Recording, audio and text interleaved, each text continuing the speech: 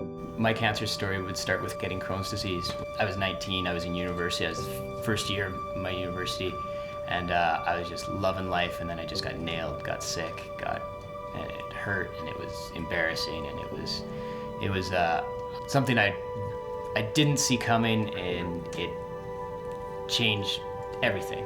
Even though I tried not to make that happen, it's what did happen. It got so bad that I ended up in surgery, and that's when they started cutting me.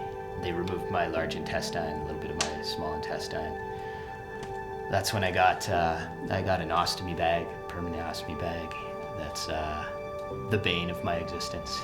It's something that's really, really hard for me to deal with. One of them, they biopsied something that didn't look right.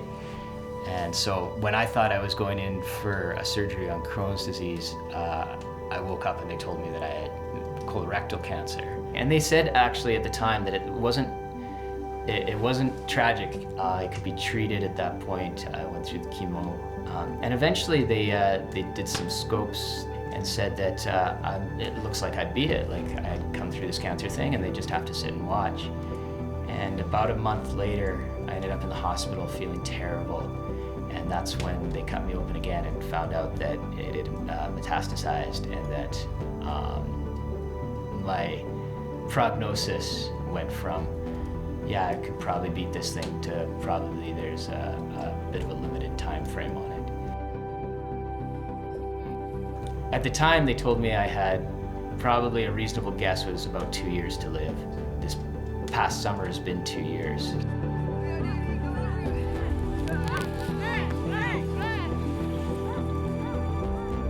What I'm thinking is I'm gonna live my life like I've got another 40 years in me.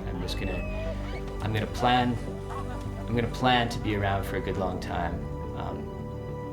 It helps me ground myself and allows me to function. It's probably naive, I realize that, but it's maybe a coping strategy that helps me out too. Allows me to think of the future and make plans with my family and do things and go out. And at the same time, there's this nagging thing in the back of my mind that says, don't put things off, do it now.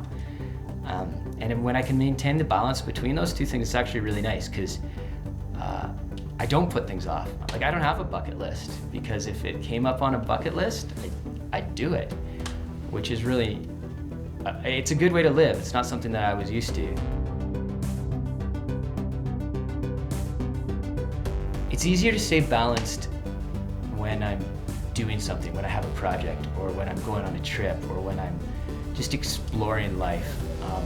The hard parts are when you're stuck at home, but when there's something going on, like just go out into the mountains for the day, or even just go, maybe Ben wants to go for a walk. Even just those little things. If you can live in those present moments, if I can live in those present moments, the days are pretty good. Like, I recognize that I'm a pretty lucky guy for a lot of reasons. I've got a lot of good stuff happening. And when I look at the good stuff, it's a good life. I would like to know what living life fully would be. I would like to be able to define that clearly for myself.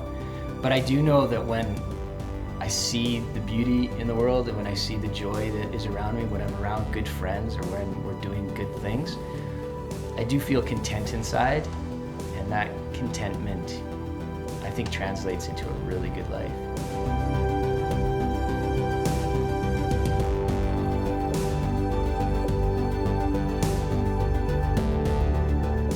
The more I find the beauty and the joy in life, the more I look for those things, because they are there, the more content I feel, and I think that's putting me on the right track.